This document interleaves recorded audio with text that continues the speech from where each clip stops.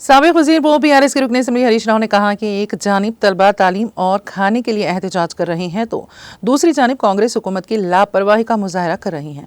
उन्होंने कामारेड्डी जिले के बीबी पेट के कस्तूरबा गांधी स्कूल के तलबा के वालिदैन के साथ मिलकर एहतजाज पर रद्द-ए-अमल जाहिर करते हुए कहा कि ना पढ़ाई है और ना खाना है। उन्होंने कहा कि ये एक इंतहाई अफसोसनाक बात है कि तलबा मियारी खुराक और इंफ्रास्ट्रक्चर के लिए सड़कों पर आ रहे हैं और एहतजाज कर रहे हैं तो रियासत में बरसर इख्तिदार हुकूमत इसकी कोई परवाह नहीं कर रही है। उन्होंने मुतालबा किया है कि तलबा की शिकायत पर गौर किया जाए और उनके मसाइल को फौरी तौर पर हल करते हुए तलबा को बेहतर तालीम और मियारी खाना फराहम किया जाए। वाज़ेह है कि बीबी पेट के कस्तूरबा गांधी स्कूल के तलबा ने बेहतर तालीम और मियारी खाने के लिए इतवार को एहतजाज किया।